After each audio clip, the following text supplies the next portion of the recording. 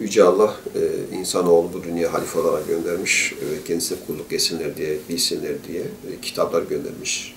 Örnek, rol model peygamberler göndermiş ki onlarla görevimizi bize hatırlasınlar diye, öğretsinler diye.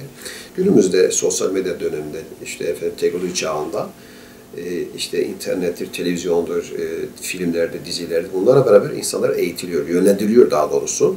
Bu durumda Müslümanların çok bilinçli olması gerekiyor, çok dikkatli olması gerekiyor. Çünkü eskide insanlar belki ebeveynde bazı şeyler öğreniyordu. Yani eğitim ve öğretim, kişilik, karakter büyüklerden öğreniliyor. Küçükler büyükleri dinleyerek nasıl oturur, nasıl konuşulur, nasıl hitap edilir bunları öğreniyorlardı. Ama günümüzde sosyal medya, televizyon, internet dizilerle beraber hiç örfümüzde olmayan, kültürümüzde olmayan bazı şeyler de öğretiliyor. Farkında olmadan insanlar bilinç altlarına yerleşiyor. Bu konuda da tabii herkes muzdarip. Müslümanların hem bir zaman konusunda çok hassas olmaları gerekiyor. Boşa zaman geçirmesi değil, zaman israfıdır. Diğer ahlaki konuda ahlakımıza zarar verecek olan, örfümüze zarar verecek olan, belki İslami düşüncemize, hayatımıza zarar verecek olan şeylerden de Müslümanlar sakınması gerekiyor. Zaman onda geçirmemesi gerekiyor. İslam aile yapısına uymayan davranışlar, birliktelikler olsun. Bunlar da sanki normalmiş gibi insanlara aktarılıyor ve bu da bir zaman sonra normalleşiyor. Halbuki İslamiyet'te şu var. Kusurlar örtülmesi gerekiyor. İnsanı etkilemezler, onu örnek almasınlar diye. Bir hadis-i şerifte şöyle geçer ki bir Müslümanın ayıbını, kusurunu örterse Yüce Allah da kıyamete onun kusurunu, ayıbını örter. Bunların gizli olması, örtülmesi gerekiyor. Elbette ki yanlışlar, kusurlar olur. Bazı şeyler, mesajlar bu filmlerle veriliyor topluma. Toplum bir de yönlendiriliyor. Aslında o filmin ne amaçla çekildiği aslında bilinmektedir. Amaç insanların düşüncelerini değiştirmek.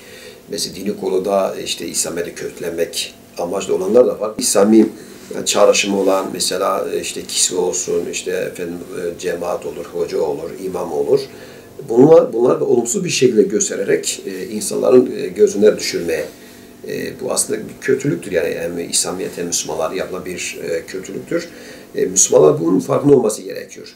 Bir bakarsın eski filmlerde daha çok dikkat çekerdi. Bir papaz, bir rahip çıkınca çok hürmet gören bir şekilde hürmet gösteriliyor.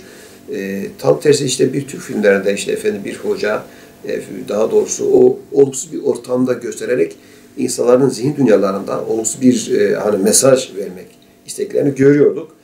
Hamdolsun son zamanlar bu azaldı ama yine bununla beraber yine dindar kesimin örtülüğüyle, çarşaf olsun, dini kisveyle ilgili bir görüntüye bürünüp de olumsuz hareketler göstererek insanlarda olan o güveni sarsmaya çalışanlar da vardır. Bu konuda da Müslümanlar bilinçli olması gerekiyor. İnsanları iyilik yönünde, insanları eğitenler, rehberlik edenler nasıl ki insanların iyiliklerine ortak olacaksa tam tersi olumsuz örnekler de sebep olacaklar. Bunu izleyenlerin, Müslümanların bu konuda çok hassas olması gerekiyor. Tabii her dönemde hak ve batılın çatışması var, mücadelesi var.